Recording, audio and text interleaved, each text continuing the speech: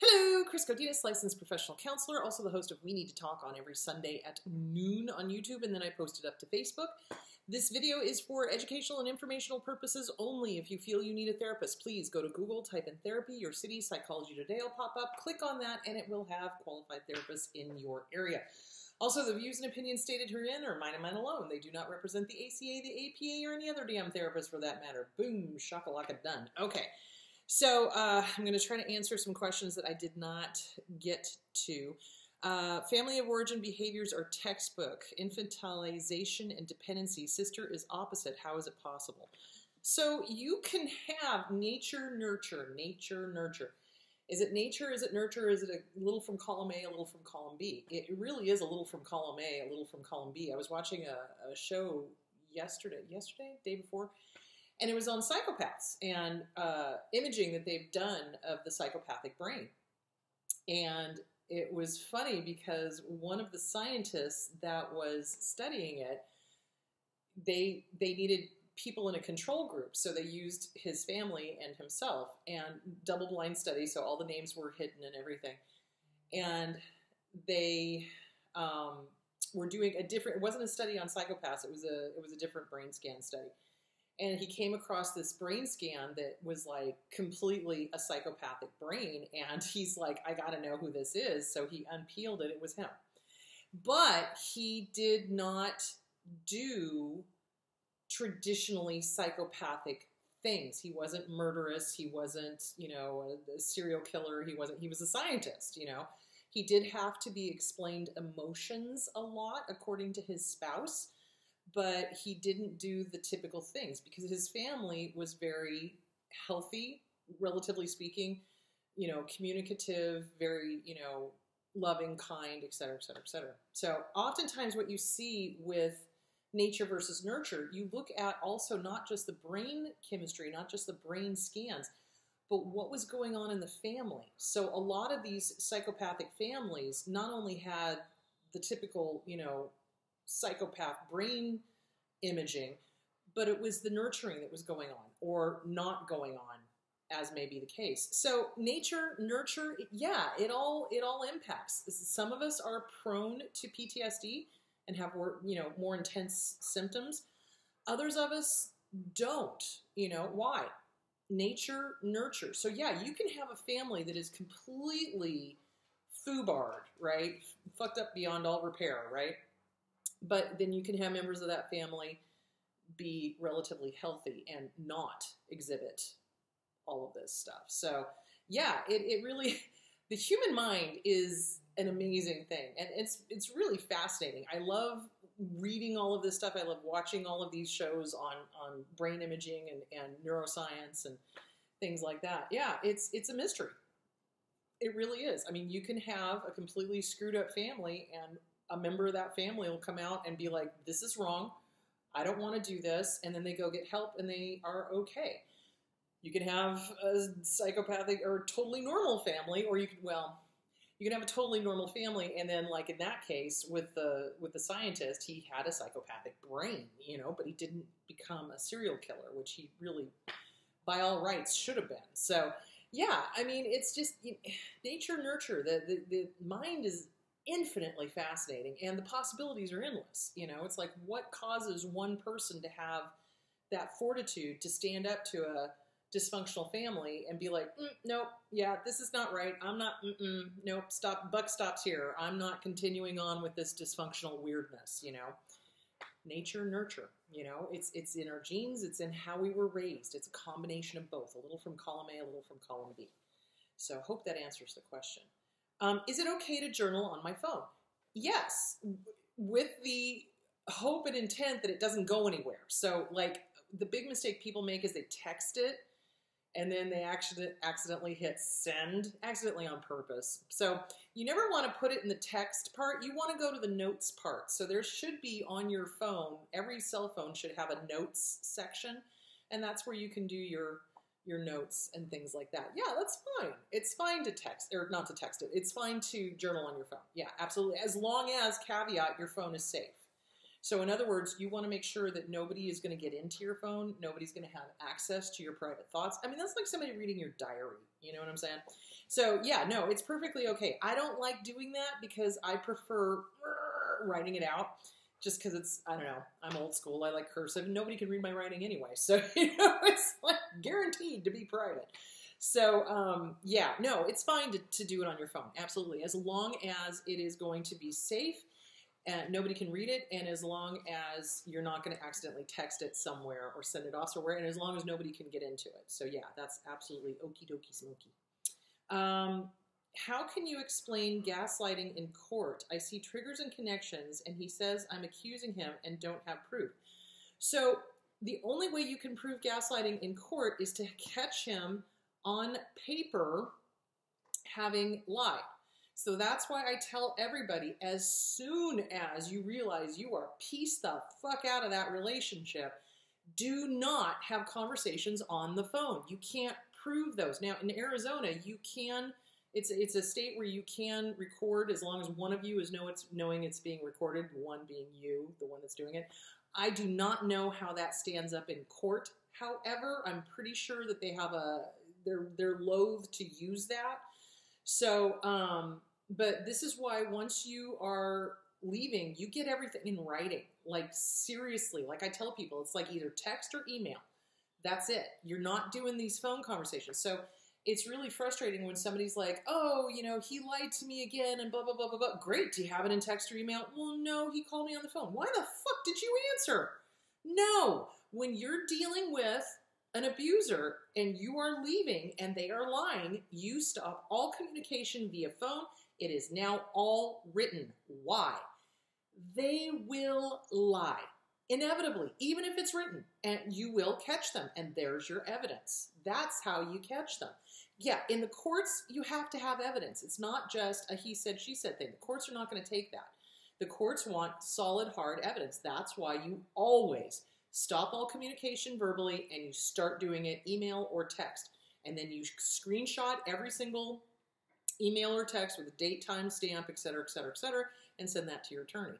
So, or you just have all communication go through your attorney in email. And I cannot tell you the number of times.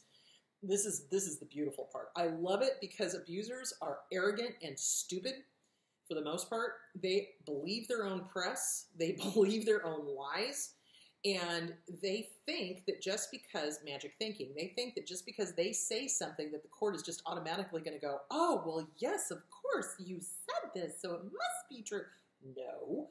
So then when it has to go through the attorney, it's beautiful because the attorney is just sitting there. A couple of my friends are attorneys, and they're like, I can't believe how stupid these people are. And I'm like, well, yeah, that's part of the disorder, is that they're so arrogant that they don't realize their own limitations. And so they will lie and then, forget that they've lied and then rewrite history, and it's all documented, and then the judge can clearly see that this person is not truthful, and that's what you want. So you want to get everything in writing. That's the best way to do that. Okay, dissociation caused by childhood trauma. How do we explain that to a therapist if we struggle to remember? Well, so any good therapist, honestly, the second somebody says, I don't remember my childhood, ding, flags go up. I'm like, oh, something happened. Something traumatic happened. So, your therapist should be able to pick up on that immediately. So like when somebody says to me, I don't remember a lot of my childhood, I look at them and I go, what happened? When did you stop remembering? What age can you remember back to? And that's when I have them start working the Inner Child Workbook by Catherine Taylor. So there's a lot of bad therapists out there. Yesterday I got an email from a person who said, oh my God, I've seen 5 therapists and none of them have explained anger the way you do. None of them have explained the anxiety response, the amygdala, the whole thing. None of them. And I'm sitting here going, they should be. They should be. This should be taught in every single psychology degree class. It should. I don't understand why it's not, except that it's a political issue in that they don't want to label people and bullshit. I'm sorry. The general public needs to understand why they're having anxiety attacks or anger attacks, because remember, it's part of the same thing. It's fight, flight, freeze, or fawn. But the fact that nobody had explained to this woman this connection between fight, flight, freeze, or fawn, anger, and panic, I'm sitting here going, damn, those people are incompetent. What the actual fuck? So your therapist should be picking up on dissociation. What I mean by that is if you tell them, I don't remember my childhood, that should send warning bells off in their head, and they should be going, okay, how far back do you remember? Tell me about your family of origin. What do you remember? And then you start working on inner child stuff. It may be subconscious, and you may want to refer them to like an EMDR, EFT, whatever. But yeah, that dog face, banana fish. So if they are not asking you questions when you've said, I don't remember my childhood, then you want to get a different therapist. You need somebody who is well-versed in trauma therapy, that they understand what dissociation is. They understand why. They understand what it's, what's going on and how to help you and, all that sort of good stuff. Oh my God. Yeah. So if the therapist is not willing to help you work through the trauma in some way, shape, or form, like if they're going, well, if you can't remember, I can't help you, fire their ass. Fire them. Get a different therapist. You need a therapist that will immediately, when you say, I don't remember my childhood, that they're going to start asking the right questions. Meaning they're going to start slowly helping you get to that, whatever that was. So for example, I worked with a client, kept insisting nothing was wrong, nothing was wrong, nothing was wrong. Well, finally, after gentle prodding, it's like, well, you're telling me this, but you don't remember from age 6 to 12. Something had to have happened. Suddenly, once he felt safe enough, boom, sexual abuse. Okay, now we know what happened. Okay, now we can work on that. None of this was your fault. None of the, and just going through all that. So, yeah, I mean, the mind is amazing, again, because it's like, it protects us, or it tries to protect us. And that's great when we're going through the trauma, but then when we become an adult and we can't remember what happened, that trauma is informing our decisions. That inner child is the one making the decision. So yeah, you want to get with a therapist that understands trauma, understands dissociation, understands childhood trauma, and is going to ask you the right questions. You're not going to remember necessarily right off the bat, but you are going to start working on self-esteem, boundaries, etc. And that too will bring up memories. Why? Because our boundaries were violated. If we have childhood trauma, whether that's sexual abuse, mental abuse, physical abuse, whatever, those boundaries were violated. So as we start working on those boundaries and we start working on the self-esteem, all of this stuff is going to start popping up and you're going to be like, what the fuck? And that's where a good trauma therapist comes in to help you process all of this stuff that has been repressed because, scary. So yeah, absolutely. So all you got to tell your therapist is you don't remember your childhood, and that should send warning bells into their head that they need to be working on some sort of trauma that you've, dissociated from. So, and if they're not, fire them, find a new one. So there's that.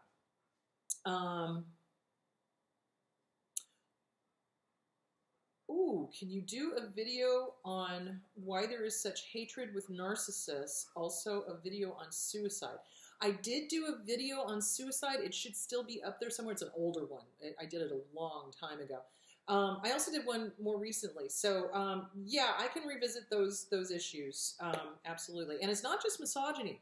So when you get with a female narcissist, they hate, well, let me just say this. They hate everybody. They hate the opposite sex. They hate the same sex. They hate everybody. They are just hateful little creatures. So, yeah, it's not just men. It's not just women. They hate everybody. So, yeah, I can do a video on that thinking and why. I think I did a video on suicide not too long ago, suicidal ideation. If not, I'm pretty sure I answered a question on that. But in short, just to, give you something to work on. Suicidal ideation, when it is used by a narcissist or a malignant borderline, is used for manipulation and control. Usually what they do is something along the lines of, if you don't do what I want, if you leave me, if you fill in the blank, I will harm myself, I will kill myself. And it's used to incite fear in their target of abuse. So remember, any relationship that has fear, obligation, or guilt, fear, obligation, guilt, fog, fear, obligation, guilt, okay? That is an unhealthy relationship. So there that is. So anyway, yeah, don't fall for it. If somebody starts pulling suicidal ideation and they're using it as a manipulation, they're using it to keep you in a relationship, they're using it to keep you from leaving, they're using it to manipulate, control, whatever, they do that, you call the crisis line. You call 911. You ask for a welfare check. You know, I can guarantee you they'll do it once. And then as soon as they have to spend the night in the county hospital, they won't do it again, because the county hospital is a pretty fucking scary place to be. So, all right, there that is. So yeah, I can do a video at some point, but it's going to take me a couple of weeks, guys, because I've got a long list of people requesting videos, which is great. Keep the requests coming in. If there's a video, if there's a topic I have not covered recently that you want to hear, yeah, go ahead and send me just a little request. If I've done it recently, though, I'm probably going to say, you know, I did this a couple of weeks ago. So, yeah. Okay. Boop, boop, boop. So, yeah, I will do another one on the hatred and why and all that sort of good stuff. But it's going to be a few weeks, so give me some time. Okay. All right. So my partner left me without giving me a reason 2 weeks ago. He had an alcoholic, abusive father, and now he helps his mother too much, codependency. He's abandoned everybody to be with his mother. Well, you know, I don't have them in front of me, so I can only guess. But, you know, codependency does a lot to people. They feel obligated. So when somebody feels fear, obligation, and guilt, fear, obligation, guilt, is usually when they abandon the family and the friends that love them and they go for the codependent relationship because it's familiar, because they feel fearful, because they feel obligated, because they feel guilty, you know? So I don't have them in front of me. I don't know for sure that that's what's going on, but just on a guess, that's what, you know, it's the codependency. When somebody is so codependent on somebody that they abandon everybody else and that person becomes their life, that Houston, you got a problem. So, and you cannot help them. If they do not see that there is a problem, you cannot help them. You can, you know, leave the door open or shut the door, but just don't lock it and just say, hey, therapy, you need therapy. So, yep. So for you, it would be move on. It would be work on your self-esteem, work on your boundaries. What's your list of deal breakers? Why did you pick this person in the first place? Who do they remind you of? Let's work on family of origin issues. Does that make sense? You become the best you can be. This person is no longer your problem. So let that stuff go. Okay. How to recognize someone emotionally unavailable. Unemotionally. How to recognize someone emotionally unavailable, especially when they are looking for a relationship and we are in a relationship with them. So emotional unavailability is inauthenticity. So authentic people have emotions and express them freely, openly. You know, it's like you just, if you're feeling sad, you feel sad and you allow yourself to feel sad and you let people know you're feeling sad. If you're feeling angry, okay, I'm angry. Where's the fear? I feel this and I know it's fear of hurt. So what am I afraid of? What happened? I feel angry when, you know, and you express your emotions. So healthy, normal people, relatively in, you know, bunny ears, express their emotions. They're not afraid of them. They have them. So an emotionally unavailable person means that person is not expressing their emotions. They're not empathic. They're not, you know, supportive. They're not able to look at you and go, oh, are you okay? You know, this is something I love about John is like, I'll be sitting there at the kitchen table reading the news or reading, you know, Facebook or something, and something will hit me and I'll, you know, just silently start crying, and he'll just, you know, immediately come over and be like, are you okay? And I'm just like, ooh, and I'm pointing to the article. So yeah, no, I mean, that's empathic, you know, it's like you feel what the other person is feeling and you want to support them. And if they're not, then, you know, if your needs are not getting met emotionally, have a chat, but then if they don't get it and if they're not willing to speak your love language, and often that is the case. So everybody's got love languages, right? It's quality time, physical touch, acts of service, positive affirmations, and gift giving, okay? So if they're not speaking your love language, you're not going to feel loved, right? So you've got to tell them what your love language is. So, and then speak their love language and see if that improves the relationship.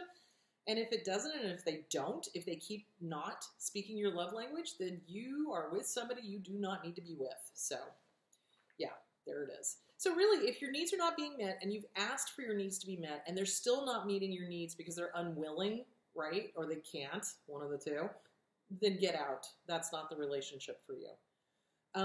Okay.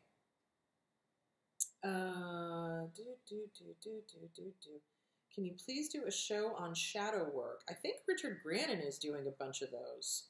Yeah, I can. Richie is doing a bunch of those on shadow work. So if you need immediate videos on that, go to Richie's channel, Richie Grannon.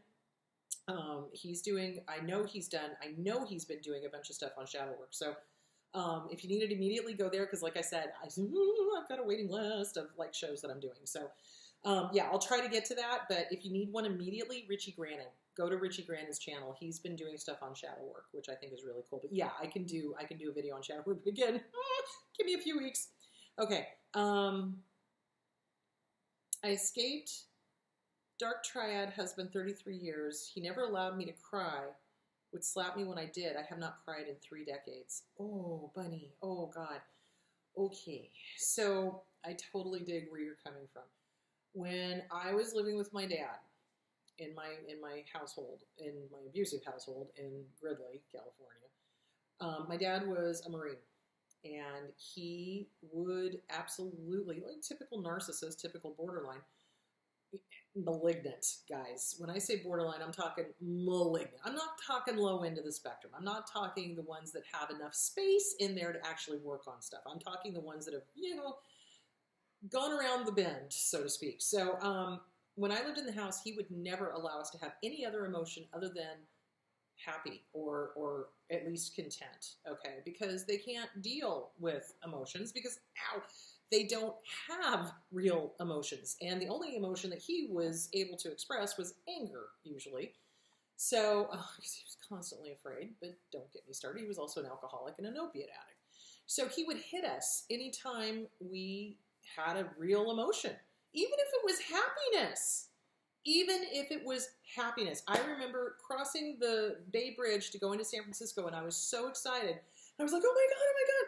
And he turned around and just whacked me. Why? Because I was having an emotion that he couldn't feel. He was a fucking asshole. He was abusive. So it wasn't okay for me to be extremely happy. It wasn't okay for me to cry, because if I cried, I'll give you something to cry about. That kind of bullshit. So I did not cry, kind of like you, for the, longest time. I would say it was in my 20s when I finally started crying and allowed myself to cry. And now, of course, I cry at the drop of a damn hat. But, for the longest time, it wasn't safe. It wasn't okay. Why? Because of the physical punishment. The amygdala is getting stimulated every single time you want to cry, because what happened? Your ex would hit you. And so that is a threat. That's a danger. So you're going to get with a good therapist. You're going to work on that trauma, and you're going to give yourself permission to cry. You're going to let yourself be safe enough to do it. Now, when I first started allowing myself to cry, I would go hide in the closet and do it. Because even with John, who's like the safest man on the face of the planet, even with John, I didn't feel safe because I was still, that inner child was still running the show, right? So I had to get the inner child safe enough to be able to cry in front of other people. And now I do it in damn public, So, yeah, give yourself permission. So this is going to be a lot of work on, undoing the damage, writing a go fuck you letter to the ex. Seriously, like, fuck you, asshole. I can cry if I want to. Who the fuck hits somebody for crying? You fucking abusive piece of shit. Do you see where I'm going with that? You get it all out. Take your power back. I am going to allow myself to cry, and I am safe when I cry. You know why? Because I fucking say so. Take your power back. Then trot it out to the barbecue. Read it out loud once. Burn it. let it go. But do get with a good trauma therapist. It's time. It's time to allow yourself to have your feelings. You have a right to your feelings. The happy, the sad, the angry, the confused, the fearful, the whatever. Your emotions are valid. And this guy tried to invalidate them. So don't allow it. Take your power back. This person has no control over you anymore. Get with a damn good trauma therapist and start working on allowing yourself to have your emotions. Journal it out. Write him a go fuck you letter. Burn it. Do not send it. Burn it. So that's what you want to do. The other thing you want to do too is give yourself permission in the morning when you're doing mirror work. Okay? Hi, good to see you. Have a great day. You know what? It's okay to cry. And then walk out. So here's the deal. Every mammal tears up when we feel pain. That's what crying is we're feeling pain. It's emotional pain, but it's pain. So allow yourself to feel. It's okay. Give yourself permission. It's okay. All right, I hope that answered the question. Collapsed and aging narcissists, do they end up alone? Yes. Oh, fuck yeah. So when my mom was in the care facility, there was this woman that was down the hallway from her. I'm sure I've talked about this before. And she was the nastiest, meanest, just awful, horrible, entitled bitch I've ever seen in my life. And her family never came to visit her. And when they did, they would stay for 2 minutes and then they'd be, boom, out. And she would always have a fit because Terry and I were always over at my mom's, care facility. And we were always hanging out in her room. And, I came and visited her once a month, and stayed for like a few days. And, I would stay literally all day, every day with her. And then I'd go home and sleep over at Terry's house. And then I'd come back and spend more time with mom, And that bitch was so jealous. She tried to start fights with my mom, and she just was a horrible human. She would spit at the staff, and I'm just like, who the fuck do you think you are? Well, it was a collapsed narcissist. You should have seen her banging on the tables, I want this, I want that, now. And I'm just like, oh, hell, bitch. This ain't going to end well for you. And it didn't. They ended up kicking her out because the staff was just like, I'm just not. She bites, she kicks, she screams, and she did not have dementia. She would play the whole, oh, I'm an innocent old woman. No, bullshit. She's fucking Incredible Hulk is what that whore was. So, yeah, I mean, she did not have dementia because she would have, perfectly lucid conversations for most of the day. I mean, it wasn't like your typical Alzheimer's. Now, yes, when Alzheimer's patients lose their minds and start, decompensating, yes, they can become violent, etc. No, this was not the case. Plus the fact the family, I overheard this, the family was saying, oh yeah, she's always been like this. And I'm like, I'm so sorry. Here's the name of some really good therapists in Chico. It's just like, God. So yeah, they end up alone. They do, because people get tired of their shit. They do. So when they lose their money, when they lose their power, when they lose their ability to manipulate and control people, yeah, they end up alone. Nobody wants to be with these people because they're mean. I mean, this woman was just unnecessarily mean to everybody. And she treated the staff as if they were her personal servants, which I'm just sitting here going, okay, yes, we are paying to have them care for you and, your family and my mom and everything else. And but she treated them horribly. Kind of like that whole thing when I talk about maitre d's or waiters, snapping their fingers at people, come over here and wait on me and, treating the wait staff horribly. That's what they do. And they don't understand that they no longer have the looks. They no longer have the money. They no longer have the power or whatever it was they thought in their head that they had to act like that in the first place. And in reality, no normal, sane human being would treat another human being like that, because if you have any moral compass at all, and depending on your religious, bent, you recognize that everyone is of God, and you would not treat God like that. So why are you treating this person like terrible? Because you're going to have to atone for it in the next lifetime, so depending on what your spiritual beliefs are. I believe we have to go and watch a video of everything we've done, and atone for it. So and then decide how we're not going to fuck up next lifetime. That would be good. So yeah, they do tend to end up alone because everybody's done with their shit. Nobody's willing to put up with it. And that's the thing about, and this goes for malignant borderlines too. It's like, it reaches a point where everyone's just done with the drama. You know, you come to a point in your life where you're like, no, thank you. I'm done. Not going to put up with it. Have a nice life. And they either start working on themselves, which is usually in middle age, like, 40s, something like that, or they just don't. And they just continue a miserable, drama-filled, empty life. And that's what ends up with narcissists too. And their whole thing is power-based. And when they become old like that and they go into a care facility, they are terrified, which is why they're so nasty and mean, because they realize they don't have the power anymore. So I'll tell you who got great service. My mom did. You know why? Because she was nice to everybody, and she was like everybody's counselor in there. Oh my God, it would crack me up. I would come in, and the little aides and everything would be like, well, I'm having this relationship issue. What do you think? They'd be asking my mom, and I'm like, oh dear God, don't ask her. But she was like this grandmotherly, kind, giving advice kind of thing. So yeah, she was not in a good relationship. She would not be one you want to ask relationship issues of. But the point being is she listened. She was kind. She would listen. She would encourage them. She would, go back to school, do this, you can do this, that kind of thing. So yeah, they do end up alone because they're just mean, nasty, vicious, horrible, terrible people, and they don't change ever. Oh, okay. Which is so funny. It's like, I love it when people go, oh, you're lying. They do change. And I'm like, show me. Where's the stats? Where's the stats? There are none. They do not change. When they become dark triads, they do not change. When they become malignant, they do not change. They don't. The best thing you can do is get the fuck out. All right, there that is.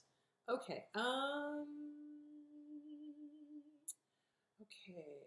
How do you successfully go no contact?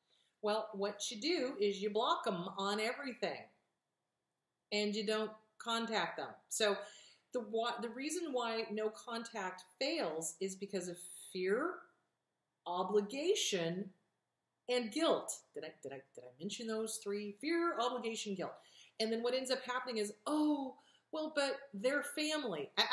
Stop. If you were not related to these assholes, would you have anything to do with them? If the answer is no, act accordingly, which means you block them on everything, on social, on email, on phone, whatever. You block them, and then you do not reach out to them. That is how you do successful no contact.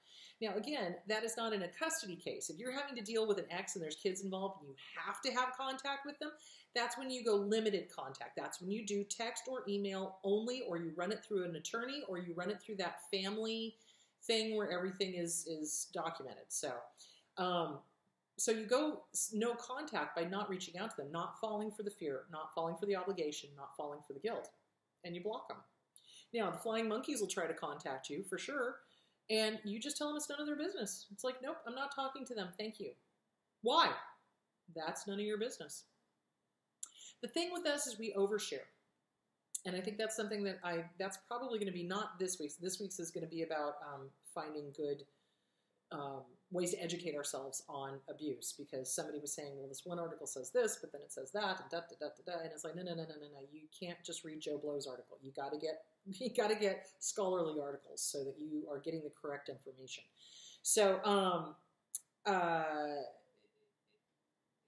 you go no contact by not talking to them and by not falling for the flying monkeys, and we overshare.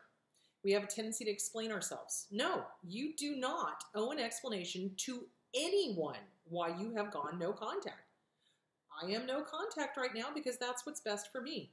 Period. Thanks for asking. Now, here's something else I do is when somebody asks me a question that I really don't want to answer, oh, thank you for asking.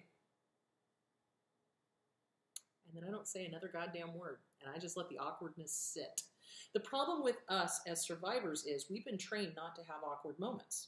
Because we don't want to make other people feel uncomfortable. That's codependency. Hello.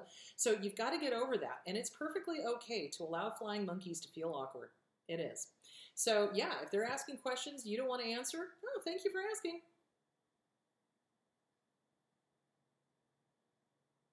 Funky, isn't it? Yeah, it is. And it takes a little bit of getting used to, but it's really important. We don't owe explanations to anybody, period. Okay? Okay. Okay. Can original trauma and the resulting feelings worsen itself through media? For example, when you can relate to certain stories of fictional characters, I guess this ties into the topic fantasy.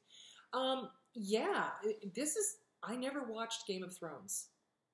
I couldn't. I couldn't. I heard what the storyline was. I heard what was happening, how brutal it was, and I was like, you know what? If I want horror and incest and freaky things, I'll just go home and visit the family. It's like, no, thank you. No, thank you. But then other times I'll watch things and I will really relate to it. So what was I watching the other day? I think I was watching The Orville. And they had the one on where Bortus and his spouse, Cleve, can't remember his name, Cleven? Anyway, they were having problems, and I'm sitting here going, oh my God, this is so much like work. I can tell you right now, there's anger and resentment, and y'all need to talk it out. And then the next scene, they were talking it out with the doctor. So, but you can relate to that stuff. We do. We relate to characters when, things are going on, or something happens. Like, I can't remember, what was I watching recently that I really liked? There was something I was watching that I really liked, and it was a movie. Hello, I'll think of it. Anyway, and I really, really related because it was like, oh, yeah, childhood trauma. There it is. Yeah, I got it. Yeah, I see why that character is acting that. And it's great when writers get it right. It's terrible when writers get it wrong, though, because I'm sitting there going, did you have a psychological person there as a consultant? You should, so... Yeah, no, that's normal to relate to this stuff. Or, again, when things happen in real life, especially with animals, I'm always like, that's usually why I tear up at the computer. But, it's like we relate because we feel and we know and we've gone through that experience. So that's normal. So I guess that ties in. Okay, can original trauma and the resulting feelings worsen? Okay, yes, absolutely. So and this is dating myself here, there was a movie that came out called The Killing Fields, and it was about Vietnam, and it was about the horrors of Vietnam and everything that happened. Well, psychologists noticed an uptick in people having PTSD after having watched that movie, and none of them had served in the Vietnam War. But I would be willing, and they didn't do a real in-depth study. I would have loved to have seen the stats on this, but I think if you went back into the people's past, you would have found trauma, abuse, because this was about the abuse that the doctor endured, or the guide endured getting out of Vietnam. And it was very similar to the abuse that abuse victims go through. So probably there would be abuse trauma history in the client's past. So yes, when we watch, that's why I couldn't watch Game of Thrones, because I knew I would be triggered like nobody's fucking business. Even though it's a TV show, there are certain TV shows I can't watch. There are certain scenes I can't watch. Like if somebody's getting beaten up on the Orville, even, and that's a pretty light, Star Trek-y kind of show, I really get very uncomfortable. I can feel myself starting to tense up and be like, fight, flight, freeze, or fawn. And of course, I'm a fighter, so it's like, that kind of thing. But yeah, we absolutely can get triggered by TV shows and things like that. And it can make the PTSD symptoms show up. You bet. Oh, what was the one where I was watching where I reached over to John and I grabbed his, because something was happening that was so similar. Oh, damn. I can't remember. But he had to kind of remind me, he's like, breathe. It's just a show. You're safe. Everything's fine. Because I was starting to tense up. Because, yeah, that stuff absolutely triggers. Remember, the triggers are going to be anything related to the trauma. So it could be something we hear, okay, for example, when I lived in Portland, there was a domestic violence case going on, and I could hear the woman screaming. So we're all frantically dialing 911. Triggered like nobody's business. Because we knew she was getting the shit beaten out of her. And having had the shit beaten out of me, I kind of knew what she was going through. So, yeah, we hear things, it triggers us. We see things, it triggers us. We smell things. I had a client that had been, unfortunately, a victim of assault, sexual assault, and anytime she smelled a certain soap, she would absolutely have an emotional flashback and go right back into that assault. So yeah, seeing, hearing, smelling, tasting, any of those things can be triggers for us. So this is something to work on with a good quality trauma therapist. Absolutely. Okay. How to stop feeling hurt after the breakup without a known reason. It's killing me that I don't know why. Okay, so when somebody breaks up with us and they don't give us a reason, or even if they do give us a reason, can I just say, for the record, there is no such thing as closure. So y'all need to just get that bullshit out of your head right now. So when somebody breaks up with us, we immediately assume it's us. It's me, it's us, da-da-da-da, this whole thing. It may not be. It may be this person. This person may be disordered. This person may have other reasons. Who knows? It is no longer about them. It is about healing you. So how to get over the hurt is you journal. You write. You write and burn a letter to that person. Burn it. Do not send it.